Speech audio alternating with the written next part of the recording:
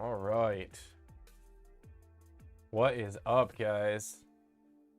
I hope you guys are all doing fantastic today. Coming at you guys with a bit of a random stream. Gonna be doing some building. I've been wanting to build Combo Island for a while now. Been wanting to work on Combo Island, and I haven't gotten a chance to do that. So now that I'm in the Sandbox and I have the ability to kind of build some game experiences and some experiences like that, I kind of wanted to build this stuff with you guys and see if you guys want to check this out and kind of hang out along with me, and we'll go from there. So today I'm going to start working on Combo Island. Now the goal is to work on this with you guys only on the live stream. So I'm only going to build this specific. What is up, Jerome? Hope you're doing good, man. I'm only going to build this specific land or experience while I'm live with you guys. So I'm not going to work on it aside from that. I have other things I'm working on right now. But I kind of just wanted to hang out with you guys, build this, show you guys kind of some of the things that the Sandbox can do while I'm still building Combo Island, and then just hang out and chat. So if you guys have questions, if you just want to say hey, if you want to hang out, if you don't want to hang out, any of that's really cool. What's up, Venice Dennis? This is Sandbox Game Maker, man. So I'm going to be working on just a little thing here. I'm going to be showing you guys kind of some of the stuff you can do with it. It might kind of look similar to Roblox at first, especially when it comes to some of the graphics, although I do think the graphics are a little bit better, all things considered. There's just more you can do with the components and stuff. But it still does have a similarity there. So I'm just dropping some sand on the ground. I'm going to build a little town. I'm going to show you guys kind of what you can do with assets really quick. Really quick. And then maybe if anyone else gets into this, or if you guys have questions or want to see me build stuff specifically, we can do that. So let's see. We're going to go through the assets here. We're going to find some desert buildings, because I think this will work well for what we're trying. All right, we've got a desert building here. All right. We're going to drop that right there. And then we'll swing in here. Get this out of here.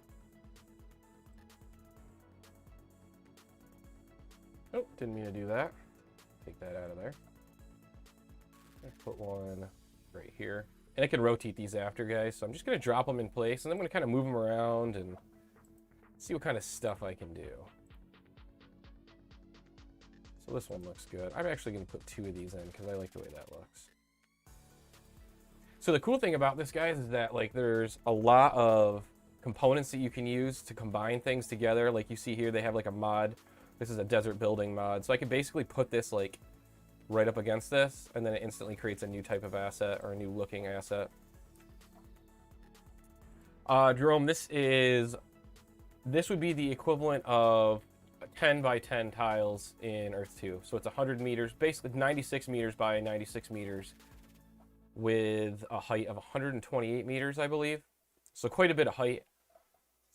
You can actually use the height quite a bit to your advantage when it comes to building like the experiences and stuff.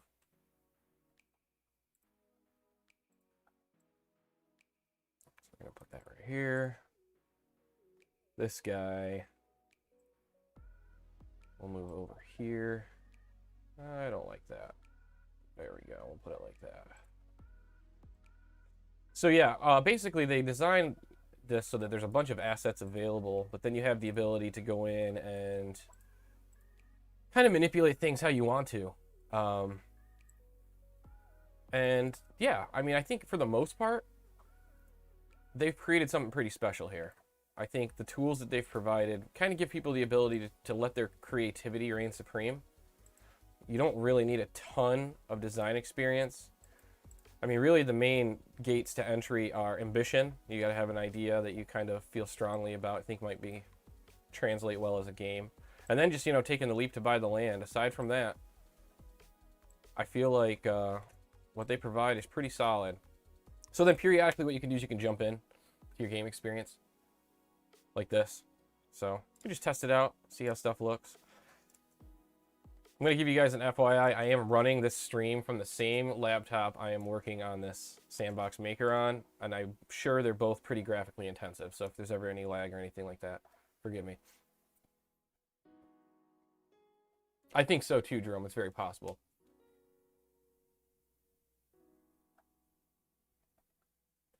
Awesome, Drew. Yeah, that was kind of what I wanted to do here. I know people are really, like, for a lot of people, Earth 2 was the first, like, entry to what virtual land is. And so when I came across the Sandbox, I was really interested in it because, one, it ticks that checkbox for virtual land, but two, because it's so far along. And I think just getting involved in this really gives you a better perspective of the virtual land space as a whole. I mean, nothing gives you better perspective than using platforms from different parts within the space. So while I think this is very far on the other end, on the end of the spectrum from E2, I think there's a lot of things that people that are interested in E2 would find interesting here as well. I know me specifically, I'm a gamer, so the idea of being able to make a game experience or an experience in general is pretty high on my list of things that I want to do. So obviously right now we're kind of in a lull with all the other platforms, well, especially with Earth 2 and stuff like that. And so the Sandbox gives me the ability to kind of get in here and exercise my creativity a little bit, get the creative juices flowing, and at the same time, you're kind of rewarding yourself because these can be, these can be monetized game experiences just because, I'm building this for fun. Don't get me wrong here. This is an experience that you can spend quite a bit of time building a game that's very, very engaging, and they provide all the tools to do that here. So again, I think kind of what the purpose of this stream was one, to be able to build Combo Island with you guys and kind of have some fun doing that, but two, to also kind of show you the capabilities of the platform and show you guys what's out there.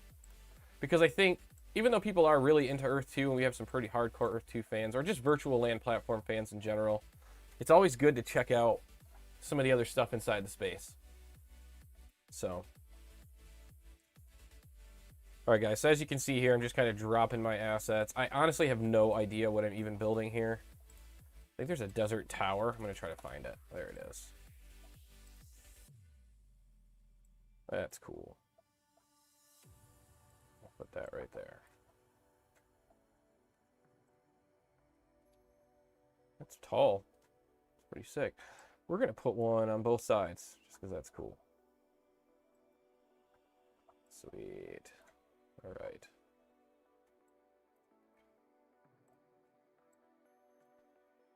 So as you guys can see, using tools like this, I'm literally just using basic assets right here. And while this doesn't seem like much, it doesn't take long to drop in a few NPC characters or whatever the case may be, and really bring a world like this to life more than you might even think. So I'm just going to drop a couple characters in here, just to add some life to the village, have them roam around as citizens. So basically, it's all about a couple things. It's all about placing your assets in your land, and then it's all about adding components or behaviors to those to make them engaging or to make a game experience. So as you can see here, like right here, you have all sorts of behaviors and components that you can add to each asset that you put in the experience. Some of them come with default components or default behaviors set, like this one, for example, is a citizen that's set to roam this set distance. You can adjust the size of the roaming, stuff like that. But you could do this with other objects, too. I mean, you could make a table a citizen and have the table moving around. There's lots of things you can do utilizing the tools. And while they come with some default behaviors, some default assets, attributes, etc., there's a lot of flexibility and there's a lot that you can change inside of those. So let's check this out.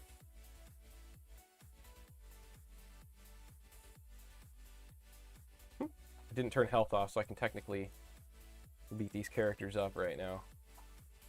But basically, yeah, since they're set as citizens, what they'll do is they'll just roam around. I think I actually chased her into the building. And now she's gone. So I'll set this to slow the walking speed down here. They walk way too fast. So there's lots of different behaviors you can do. Here's a set list of behaviors. decorations, askers, asset spawners, platforms, the bird the bird behavior. It's actually funny here. Check this out. I'm gonna set this guy to a bird.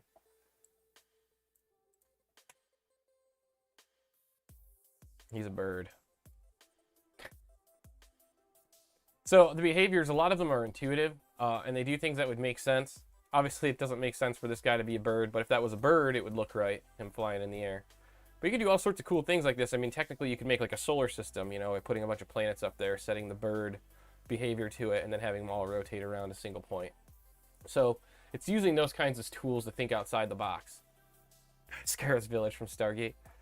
See, and that's the other thing, is you can do so many different things, Jerome. You can do so many experiences in this. It doesn't have to be desert themed. I mean, it's really your imagination limit is the limit. And if there's not an asset in the marketplace or in the market that does what you need it to do, then you always have the ability to create assets. So, I mean, again, in that sense, there's a lot of options in terms of what you can do. Let's drop a bank in here. There's always banks in towns like this, right? Yeah, of course. Perfect. Just drop the bank in here.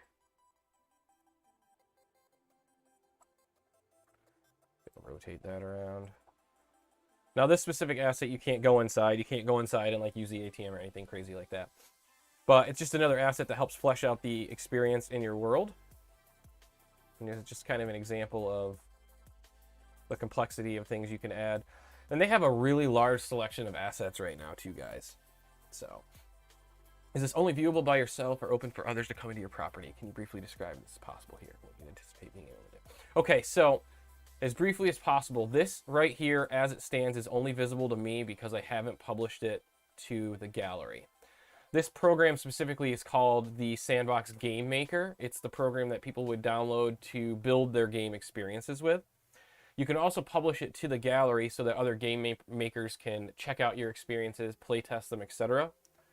That would be the only way currently for anyone to access this. Now, when the game goes live in a few months, then people will be able to download the Game Player app, which will be a more public, forward-facing application that you would download on your PC or on mobile, and then you'll be able to access these game worlds directly through the Game Player. So right now, this is all development. This is all in development to go live. They're giving devs time to basically flesh out their experiences, their game experiences, their properties, etc. But you will very soon have the ability to, assuming I publish this, you would have the ability to jump into this land and experience what I've created. Now, I've been working on another experience on this. I've got about 35 hours into it. It's pretty complex as is. And I think it's going to be pretty awesome. I can't really give too much away right now because obviously you don't want to give away your secrets before a product's released or anything like that. But I do really think it could be a pretty cool game experience, and I'm really excited to have it go live and for it to launch along with the Sandbox launch. And maybe for all I know, they'll pick it up as a partnered game or something like that. I mean, that's only a dream. Someone can only dream of that, but I think that would be a really cool outcome from all this. And I've definitely put a lot of work in, and I've learned quite a bit about the builder in a very short period of time. So I feel like I have a lot of information at my disposal now. And honestly, I'm just really impressed with what they've been able to do. What they've done with just these tools, I think, is really creative. And you're going to be able to gate these properties, like NFT gate them. So everything in this game is an NFT, guys. And that means that everything's a non-fungible token. It's on the blockchain. This character right here, this asset, this land is an NFT.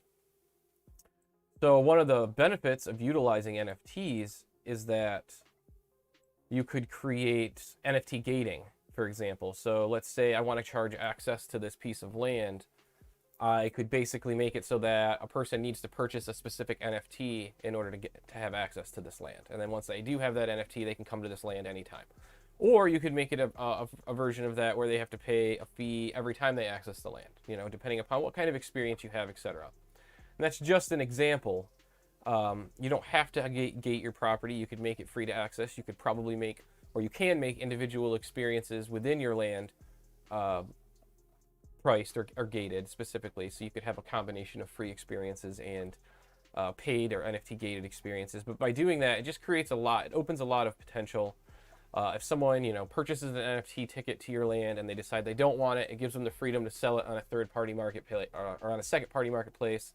It gives them the freedom to get that money back, to recoup that money. Because let's be real, guys, if we buy a game and then, a year from then we don't like it, the only option we really have is to either let it sit there and collect dust or trade it in and try to get some of our value back for it. But with a market like this, you can basically charge whatever you want for it, and however scarce the ticket is what you can charge for it. So, I mean, if you have an entry ticket to a very exclusive land, somewhere inside the sandbox, you can probably pull a pretty big premium if you were to sell that on a secondary market. And obviously, again, this is a very specific example, but this just opens up the concept, or shows the concept that it opens by utilizing NFTs and NFT gating, and by utilizing blockchain technology for everything inside of this. So I think that they're doing some really forward-thinking stuff right now. I do think that over the next couple months, you're probably going to see a lot more things come out about the sandbox, just because they've been flying a little bit under the radar. For as large as they are, they have 65 partners. They've only announced like half of them, and the ones they have announced aren't by any means small companies like Atari, Roller Coaster Tycoon. Those are big companies. I do really think that in the next few months, you're probably going to see a lot more of what's going on here, a lot more sandbox information, especially as it gets closer to release. You're going to see a lot of ads and things for games, only on the sandbox, experiences only on the sandbox.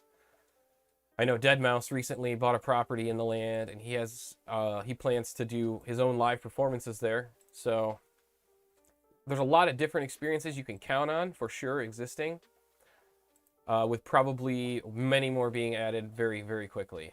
And recently their CEO actually did an interview where he talked about how one of their main goals when the platform goes live is ensuring that they have enough content to bring people back over and over again, and not just make it some sort of area where people can build whatever they want, but have it have no real draw or no real permanent allure.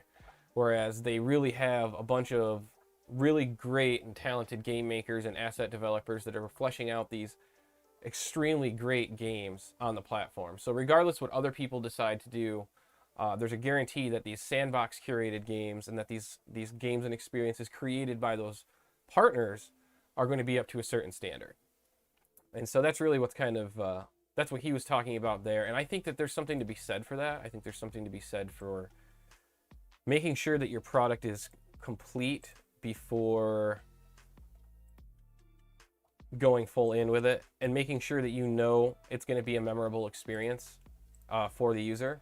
I think that's extremely important to the user, because you're only benefiting the user in that situation, obviously, or you are benefiting the user. But obviously it's important for creators, because why would someone want to get involved in this if there's no benefit to it? If the company behind it isn't trying to make it as strong of a platform as possible. So I know I'm just rambling, guys, here, but I feel really strongly about the platform, and I have a lot of fun and exciting ideas that I think about when I'm working on it. So forgive me. What blockchain is being utilized, for instance? Could you bring one of your NFTs there? Okay, so that's a great question. I am not 100%. They're using Ethereum. I shouldn't say I'm not 100% sure. It's on the Ethereum blockchain. Can you bring your own NFTs there? You can if they're on OpenSea. So right now they have, and I'll actually show you this. This is sick. So I'm going to get out here. I'm going to put a billboard component here, a billboard asset. Here's a billboard frame. Okay, so I can place this billboard frame here. On the frame itself, I can set it to be for a component. I can make it an NFT image. And then what I can do is I can go to OpenSea. And if it's on OpenSea, I can paste the URL in there, and it will display on this picture, on this frame here. So in essence, you can display your NFTs even outside of the platform, or you can display a form of NFTs. Their goal is to make it so that you can display NFTs from a variety of different platforms. OpenSea is kind of just a test, because that's the secondary market where their land and their NFTs are sold right now, so it made sense. But I have tested this in my other world, and I can 100% confirm that if you select any picture that exists, it doesn't have to be owned by you. It just has to exist on OpenSea. If it exists on OpenSea, it can be displayed here, which kind of opens up the potential to do all sorts of things. You could do, you know, NFT galleries or NFT museums related to a specific topic. You could show off all your NFTs. There's a lot of different things you could do just with this. Now, obviously, they also created billboards and the ability to create advertisements on your land. So, in theory, you could create an NFT, an ad as an NFT on OpenSea, and then reference it here on your billboards across your land, etc. So, again, it comes back to all the components they created and all the different possibilities that they created with those components that kind of make it a more whole and fully engrossing experience. And they kind of just make it to where there's really limitless potential. I won't say limitless because there are limits to everything, but limitless in many ways. Let's do this desert archway here. Yeah, like that.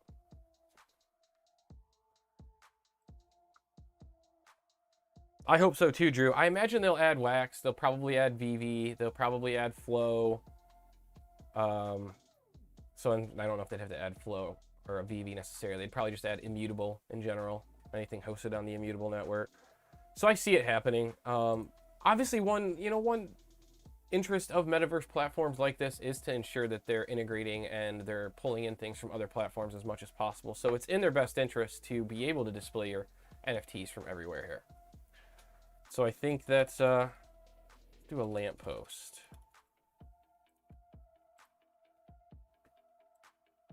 All right. Drop some light on the situation here. I love how the bank is the one, like, not desert-themed building here.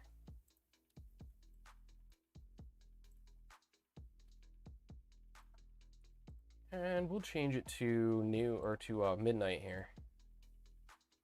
To night. There we go.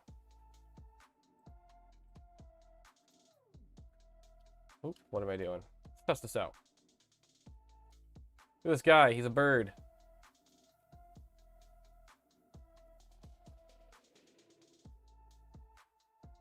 There we go.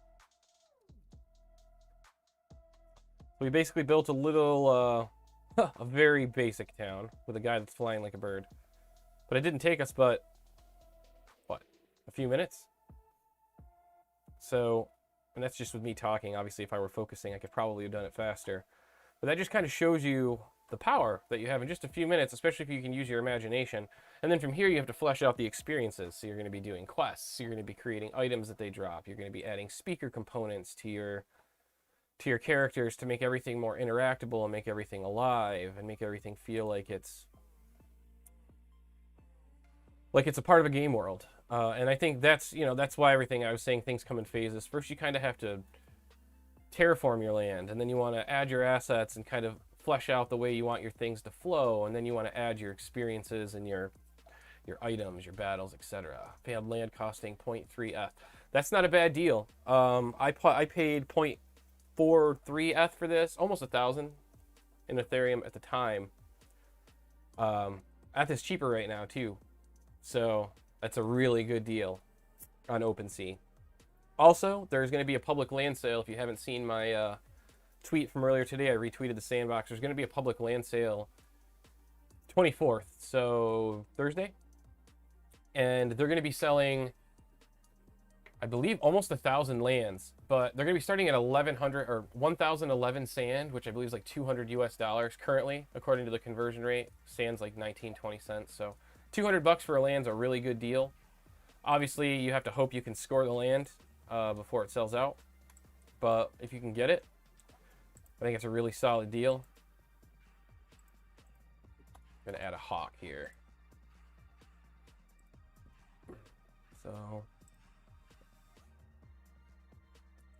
we'll add one up on the ledge too, because yeah.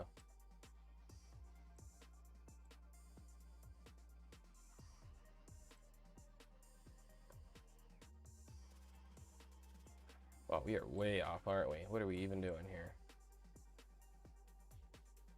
In the wall. Just get in the wall so we can go up here. There we go. Spin him around. He's just going to hang out here on the edge. And I'm going to make his buddy fly around. So as you can see, guys, again, another example of just combining default assets that are already here. Make him a bird. Up in the air. I'm gonna slow the speed down because the birds fly really fast. Let's go half speed here. No, 2.6 works.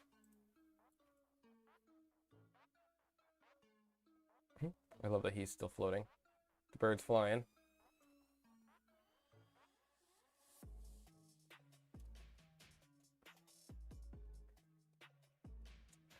So a lot of people might say, you know, what's the difference between this and something like, say, Roblox, for instance? And, you know, at first glance, it probably seems like it has a lot of similarities, but pretty quickly you start to realize that what they're trying to do here is a lot different from Roblox, especially when it comes to rewarding for ownership, the way they reward landowners and players alike with sand rewards, but just the way they're creating an economy that rewards players on both ends of the spectrum. Obviously, it also revolves around the sand token, but creating an economy like that is basically taking what Roblox did, adding in an economy that is rewarding to the user, and then putting it into a map in a world that makes sense and it kind of has more lore and has more engagement to it. I'm going to be dropping a video kind of talking about the travel system in the sandbox, and it's actually pretty awesome what they've done with the travel system in this game. So I think this is, when it drops, has the potential to be pretty big and pretty I think there's going to be a lot of interest around it, especially, I mean, obviously from a kid's perspective, because kids are always into games like this, but I do think that the experiences that they're trying to go for, that some of these other brands are trying to go for, are really going to appeal to a larger demographic, an older demographic, than what we usually see inside these platforms. And Roblox, you have to have a builder club, which costs $5 a month. Yeah, I mean, $5, it depends on how you view it. $5 could be cheaper than the couple $100s that you pay for this land, up to $1,000 you pay, depending upon how bad you want the land at the time. So I can understand both ends of the spectrum there. I don't know how much it costs to get in on. I do know that, like, while Roblox is cool because it provides those builder options and stuff like that, I do really think it is still limited in the sense that it's not blockchain based. It doesn't have that underlying ownership aspect to it, or the free market aspect to it. So yeah, if I were you and you had to choose between doing something like Roblox or the Sandbox when it comes out, I would definitely say go with the Sandbox, just because it's probably more up your alley. What up, Neverlandin? Hope you're doing well, man.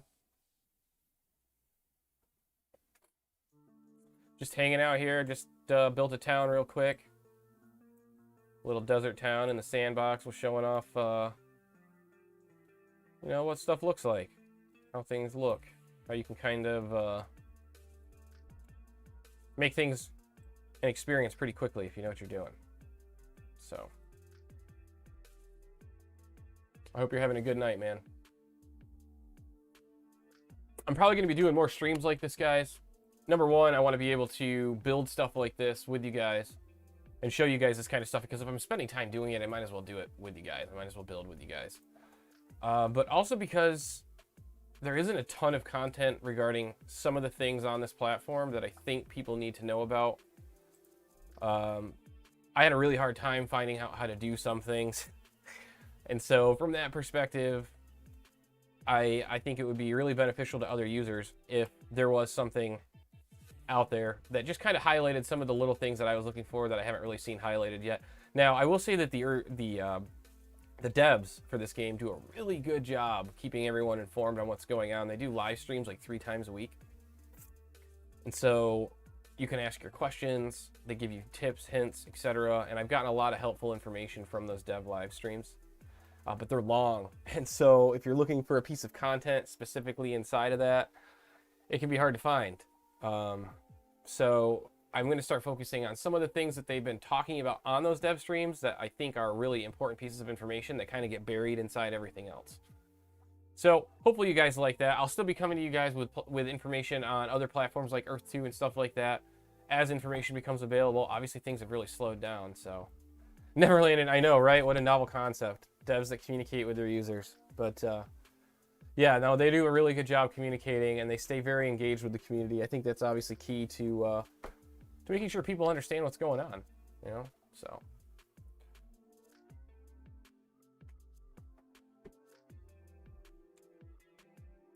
Yeah, so as you can see, it's super easy to bounce back and forth between. I'm just hitting tab here, and I can bounce back and forth between playing my experience and building my experience like on the fly.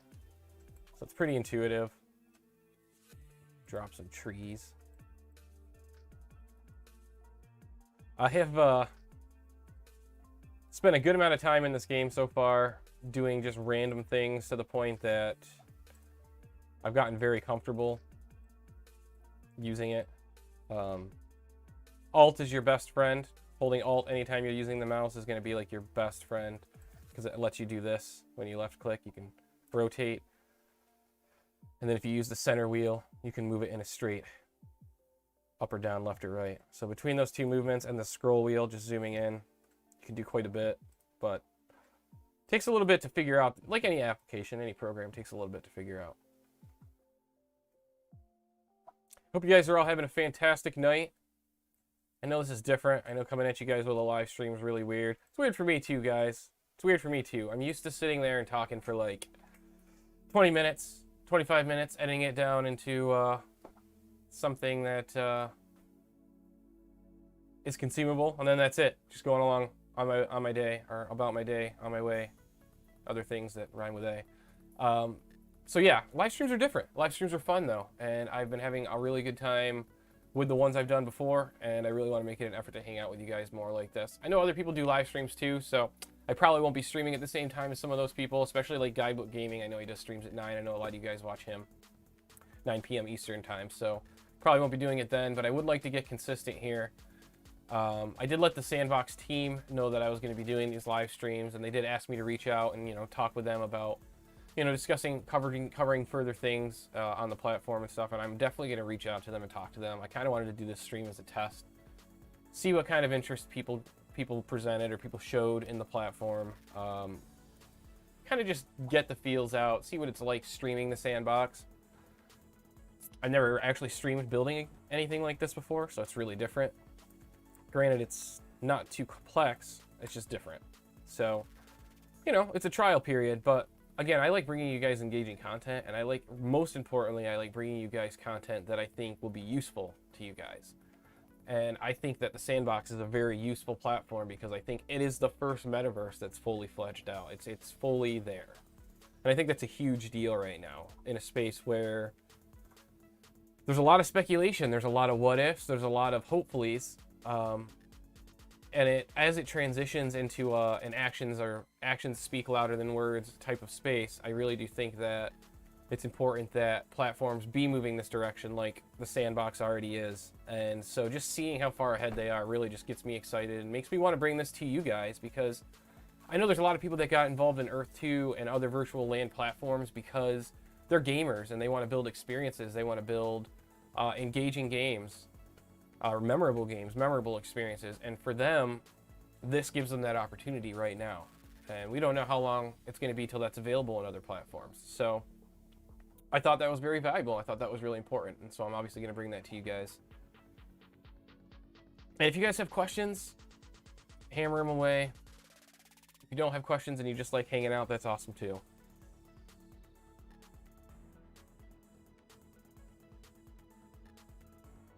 All right, so we got trees, we got lights, we got a couple of NPCs. Should we make an elevator just for the heck of it? Yeah, let's make an elevator. Actually, here's what we'll do. We'll build an island in the sky.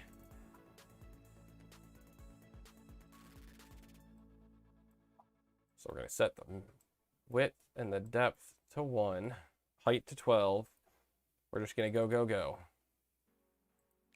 up to the sky. Live streams versus Shun. I mean, in all fairness, I think he did say soon on a live stream once, so. Okay. Now we're going to go We're going to use the sphere because that's a really quick way to build over.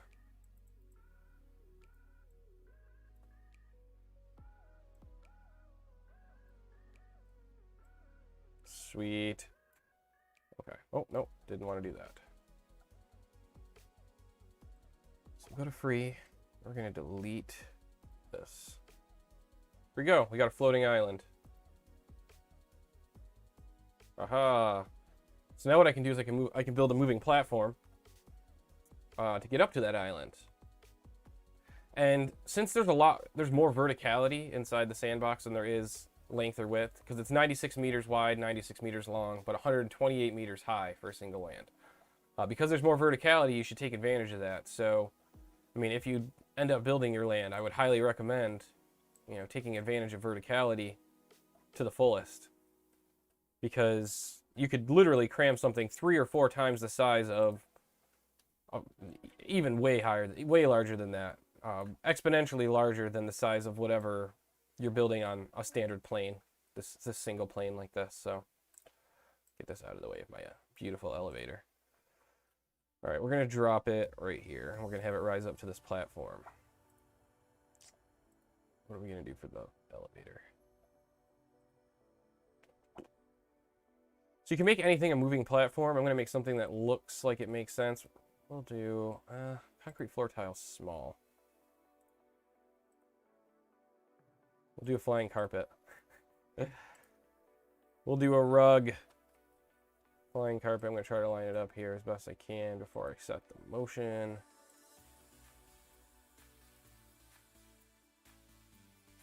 We're going to make a flying carpet.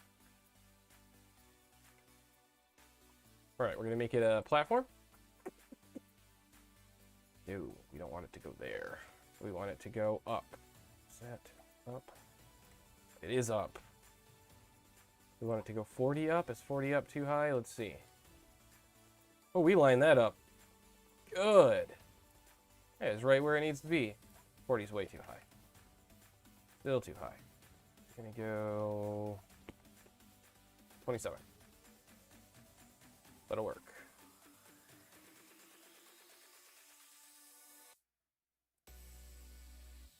All right. Got to get rid of... Whoops. Can't delete with a rug. Got to get rid of these tiles right here, or these blocks right here.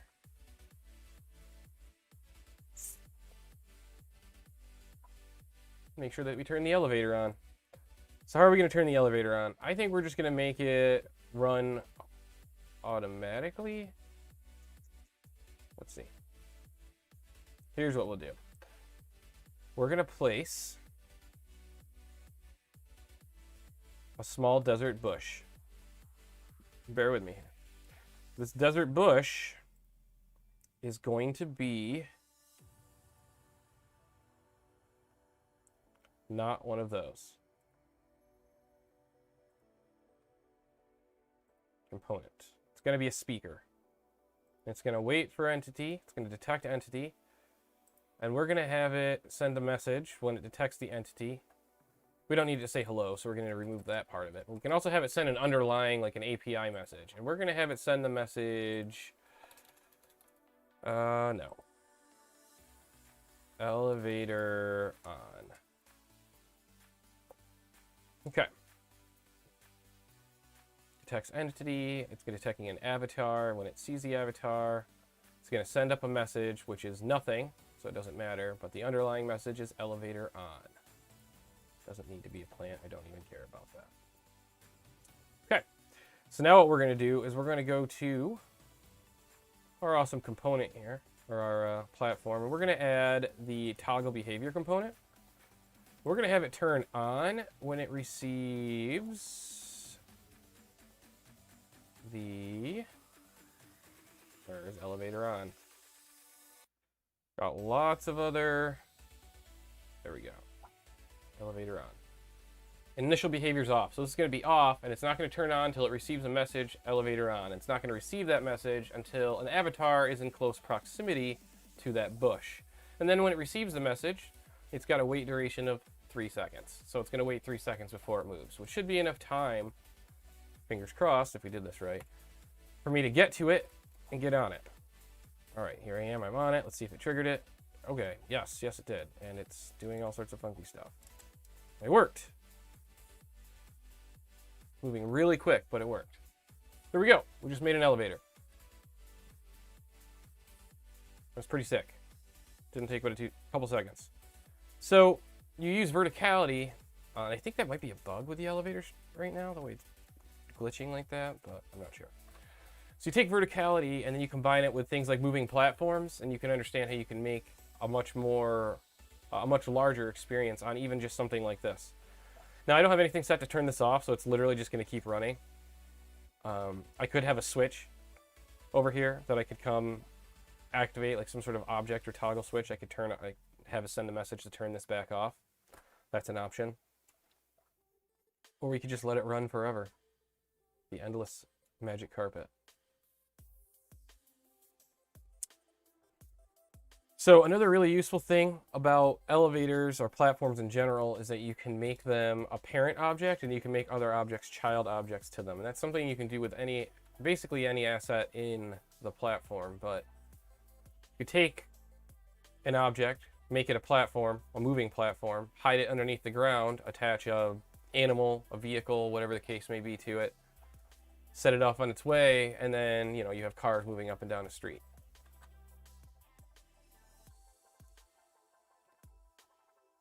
Tech Ops, what is up, man? We are building. I just built a desert town in the middle of nowhere with flying birds and a flying carpet elevator. Yeah.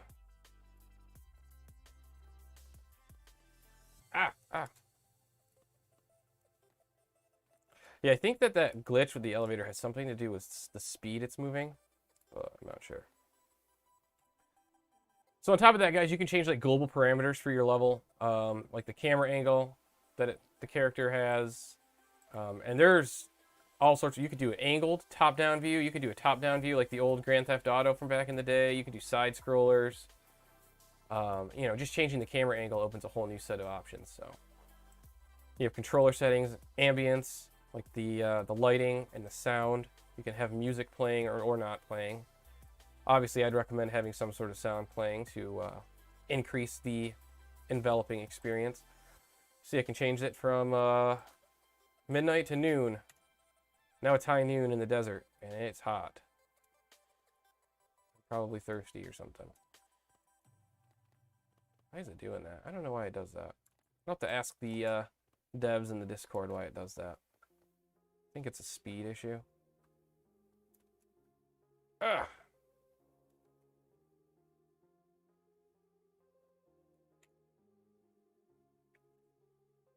Sweet. Wow, we built a lot of stuff really fast. I want to put a gorilla in here just to have a gorilla. So we're going to put a gorilla in here. Gorilla. Boom. Gorilla. I want to see what the gorilla looks like. Oh, I made him a bird. Why is he a bird by default? Gorilla birds. It's like, what is that? Wizard of Oz.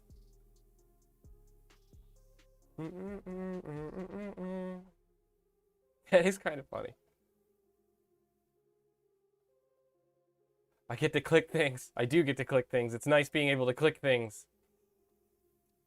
It's nice having the clicks. Why is he a bird? Let's not make him a bird. Let's make him just a man. A citizen. Citizen gorilla. I think he's a fine addition to our town.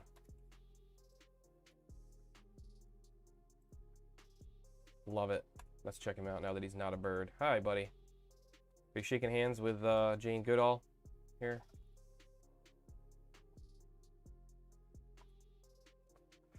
And of course, I could have him like an asker object set on him, and then I could have him answer questions or have dialogue, etc. Obviously, I'm not going to do that because he's a gorilla and that's ridiculous.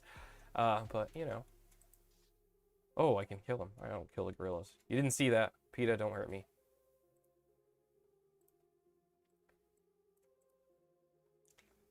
And you can fix that just by turning the health component off. So something I have found a brand new appreciation for is just game development in general, guys. This obviously all seems pretty easy, but when you get into more of the complex stuff, like how do I want to accomplish this specific thing, that can be more challenging, and I really do have to tip my hat to game developers for being able to accomplish the things they do. Some of it is very difficult.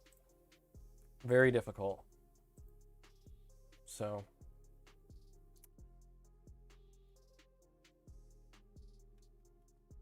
I'm actually surprised how fast we were able to build this. I guess it's because I've had a lot of practice at that now.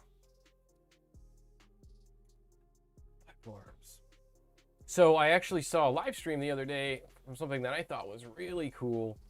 And it was someone who'd built a land with camel races. Very much like that NFT horse racing platform you've heard of, or that NFT horse racing craze that is all the rage right now.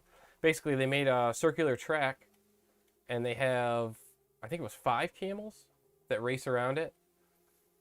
And I'm not 100% sure how they did the circular track, because I don't know. I don't think you can make a platform move in a circle like that. So maybe they had a series of platforms linked together or something like that.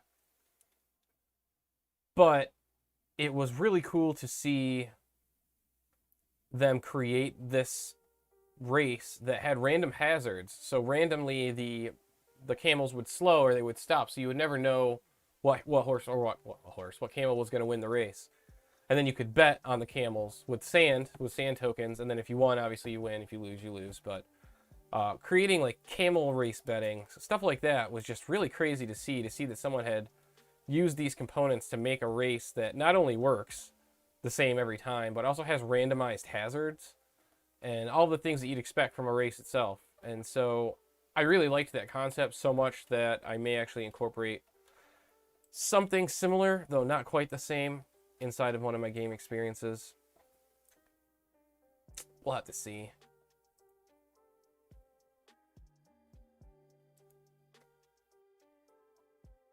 Let's see.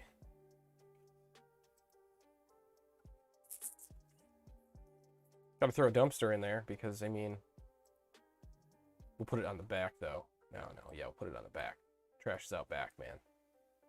Trash is out back.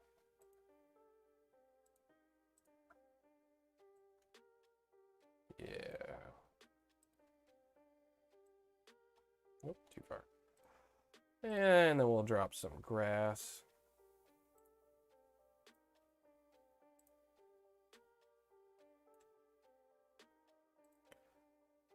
And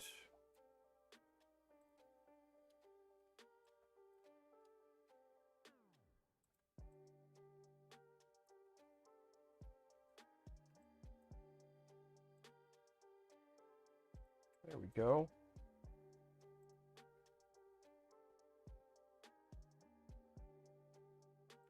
And yes, Tech Ops, I probably will swing over and check out the stream shortly after I get done here and put my little one to bed. Get the grass. Get the grass.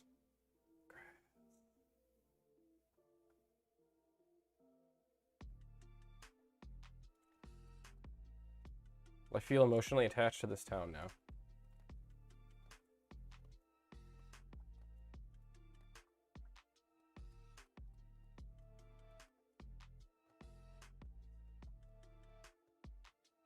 As you can see, one land is pretty large. It's taking me quite a long time to run. Give you a little sneak peek at the travel system too.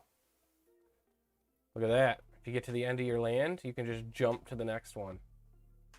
Obviously, you'd probably be wise to keep people from doing that constantly so as to keep them engaged in your experience. But if you had specific areas or roads that led off of your land purposely to lead people to other game experiences, maybe a game experience you partnered with your neighbor on, something like that, then you're taking it to a whole new level.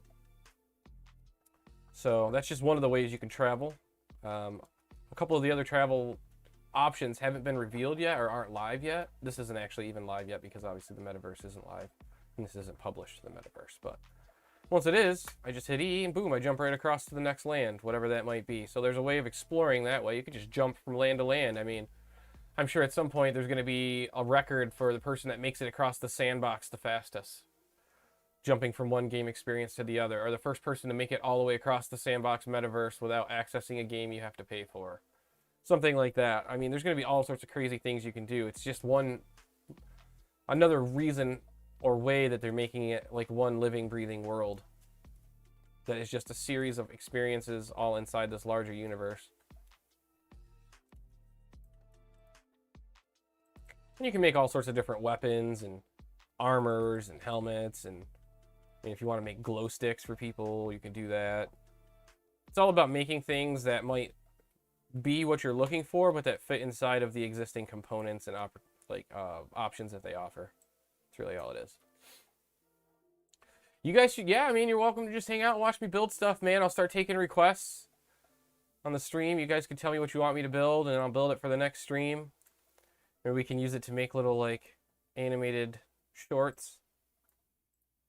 The Adventures of Combo and Tech Ops. More so like the Adventures of Nameless and Tech Ops. Do you know the background of the game devs here versus Nathaniel, for instance? That's a great question. I know they have a large team. I also know this is built on Unity. So I don't know the exact background of the devs themselves. It was already so established by the time I got in. I didn't really feel like that was needed, based off the partnerships and just obviously the level of application they've created here. I didn't really think searching too far into that was needed for this specific project. That said, this is built on Unity, which might surprise some people because obviously you'd expect Unity to have much more realistic graphics, but you can do a lot with Unity, and this is just another example of that. But this also does showcase how you can build a game engine, a custom game making engine or game making platform on top of a platform like Unity. So when Nathaniel says that that's what they're trying to do for the Earth 2 project, I mean, it's very possible to do in theory. And execution's obviously different, and they'd have to, I mean, I don't know how far along they are in their development of it, of a game-making platform like this, but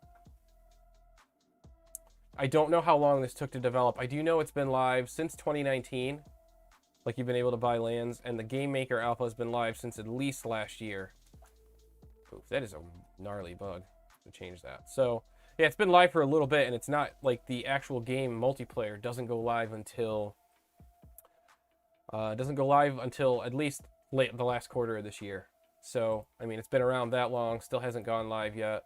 They provided all that time for devs to build their game experiences. I'm clearly behind the curve because it's opening this year. Some people have had 2 years to work on their experiences and stuff. And I'm confident that I'll finish mine in time, but it just kind of shows you the timeline of what you could expect maybe for a project like this. So I'd expect a couple years before we see anything like this. I mean, the dev teams kind of said that in and of themselves on some of the Earth 2 stuff. They've said that you won't see any of this for a while, but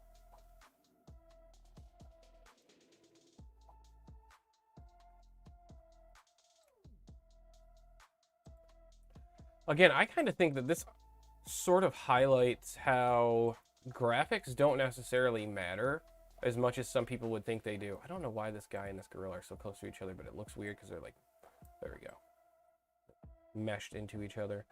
I think it just highlights that you don't need amazing graphics to create something that's cool and engaging. If you spent all day making an engaging experience with things you could earn and things you could play with your friends inside this world, I don't think people would care that the graphics aren't great. It's about the times that you make. It's about the memories that you make more so than necessarily how cool something looks. And obviously graphics matter to a certain extent with certain things, especially with things you've come to expect good graphics for. I mean, if Battlefield 2042 came out with graphics like this, people would lose their minds.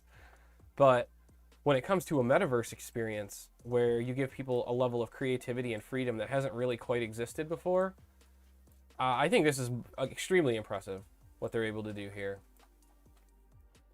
And I do really think that there's going to be a ton of awesome and engaging experiences and games on the Sandbox that people are going to be drawn to, even though the graphics aren't necessarily super high quality. Again, Roblox and Minecraft are just another example of that.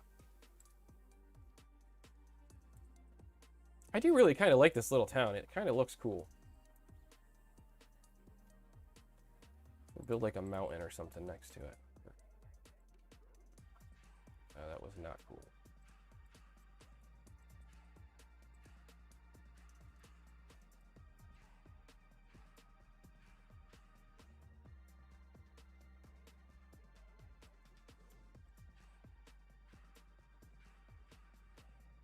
some landscape here.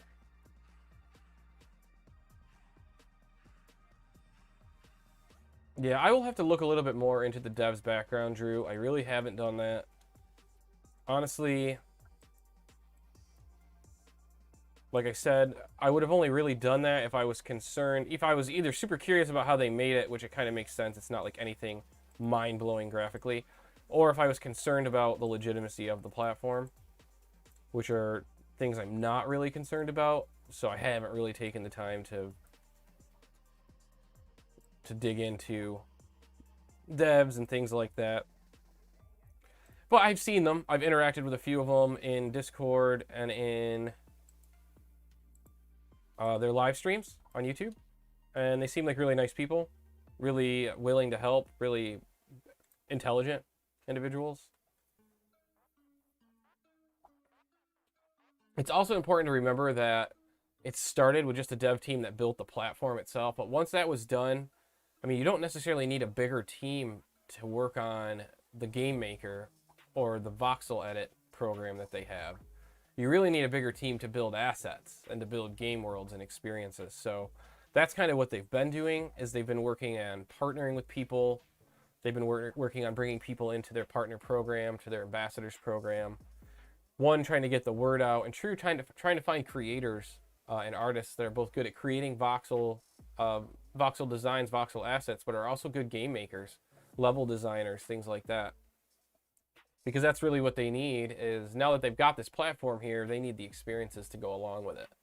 So that's kind of what we've been seeing over the last few weeks, especially, or last few months, I should say, is they've really been kind of talking a lot about the partner programs, and you're starting to see some of those games come out that these partners have been working on that are part of their partner affiliate program. I know one of the land sales coming out in like a month or so is actually one of the main partners in the land sale is a partner or partnered game that was developed through the partner program like that. So definitely cool to see that level of embrace from the community and from the partner program creators. I don't know if I'd necessarily be interested in getting in the partner program just because I don't know what type of requirements comes along with it. Obviously, I'd want to be working a lot on building my own assets, building my own worlds, etc. So I don't know if being a partner or submitting an application to be part of the partner program would be something I'd want to do. But I definitely wouldn't mind being an ambassador for the brand, for the platform, and being able to, you know, maybe eventually do some things partnered with those guys, and we can show them how awesome this community is. Kind of cross the virtual land communities a little bit, get people educated on everything inside the space.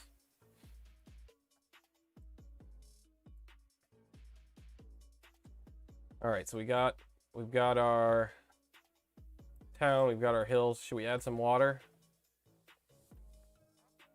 I should not have done that. There we go.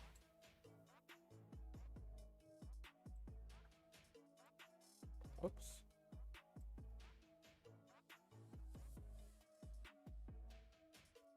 We're gonna add a bridge over the water. That's what we're gonna do. Around the whole town in water. For the sake of sakes.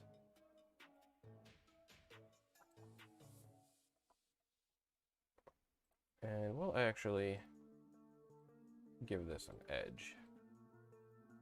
Edgy. Not what I wanted to do. Give it a little bit of a rounder moat style appearance.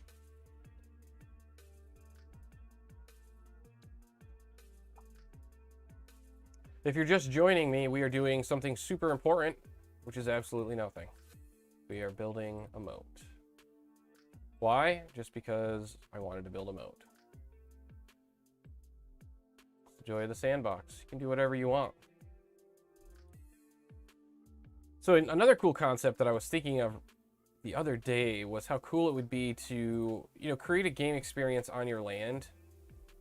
And to do that, obviously, but then to have like maybe a part of your land that's private, that's VIP only for you and your friends to hang out in. You know, some underground area that you can hang out in, or some sky lodge, or some cloud club that you could hang out in, you know, that's exclusive to you and your homies.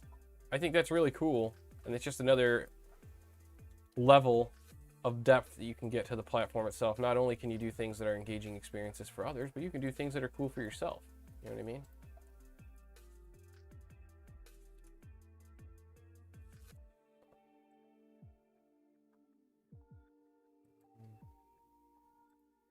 I had water coming down here.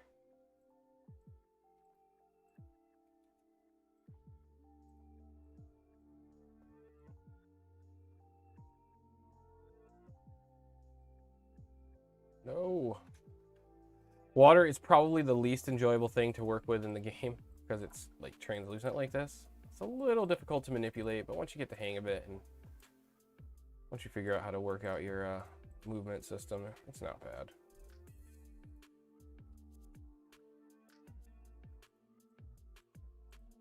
Yeah. All right. Oh, didn't mean to do that. So now we've got a waterfall here. Waterfall going into our little moat that goes around our little town. I believe one of the biggest concerns moving forward in E2 is the capacity to render the entire planet in real time. Yeah, I don't think they're going to have to do that. I think people took the entire planet in the words real time and kind of took it to heart a little bit. I don't think they have to actually render the entire planet in real time. They just have to render local servers, like localized areas. There's 0 point in rendering the entire Pacific Ocean if like 99% of it isn't owned by anything or anyone. So I think while the planet itself's huge, players only inhabit a certain spot or a certain amount of space on the planet. So that is probably a much more realistic game space to host any sort of hosting on, to host servers with, etc.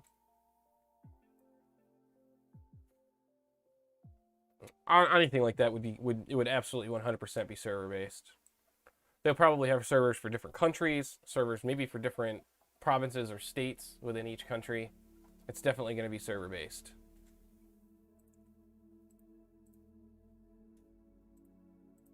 But I guess we'll just have to see when information inevitably comes out, if it ever does. And there we go. Let's check it out. Let's not drown. We're probably gonna drown. Aha! We didn't drown.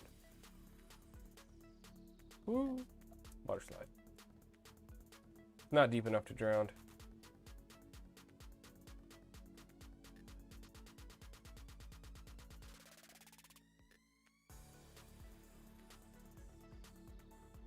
Hey.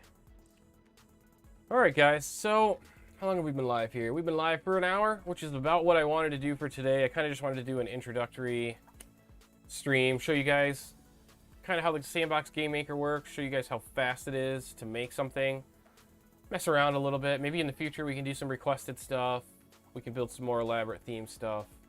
Like I said, I want to work on building some stuff like this with you guys only on stream, so I'm going to keep this as something that I only work on when I'm live with you guys. So I'm going to save this right now. I'm going to back out of it and we'll come back in here and mess around on my next live stream. So, can you do microtransactions in Sand? I guess I don't. So Sand would be the underlying currency you would use to buy an NFT, to buy land, or yes, to do a microtransaction. Yes, you could in theory. So you could charge like Sand to enjoy a certain experience or a certain game on your land. So yeah, you could definitely do that. I think that's the most you could do in terms of a microtransaction sense, but I'm not really sure what other type of microtransactions you'd be referring to there, Jerome. Thanks, Tech Ops. Appreciate you hanging out, man. Hope you enjoyed my little desert town that I built here. I'll be hanging out with you guys on stream in about 40 minutes. I'll make sure to come in and say hey. Appreciate it, Drew. Thanks for hanging out, man. I'll try to do some of these at least once a week going forward, maybe more. I won't inundate you guys with stuff like this, but it's fun. It's fun to just hang out, build with you guys, show you guys what's going on. So I appreciate all you guys hanging out. As always, guys, make sure to check back on the channel. I post actual YouTube videos here that are much shorter and easier to digest than live streams. So make sure to come back if you like virtual land, blockchain, Metaverse, stuff like that. Follow me on Twitter at the Bull Combo. Super easy to find. Join the Discord. Links are in the descriptions to all the videos, including this one. So you should be able to join my Discord server. Come in, say hey. And I will be back with you guys soon. So I hope you guys have a great day. And we will see you soon.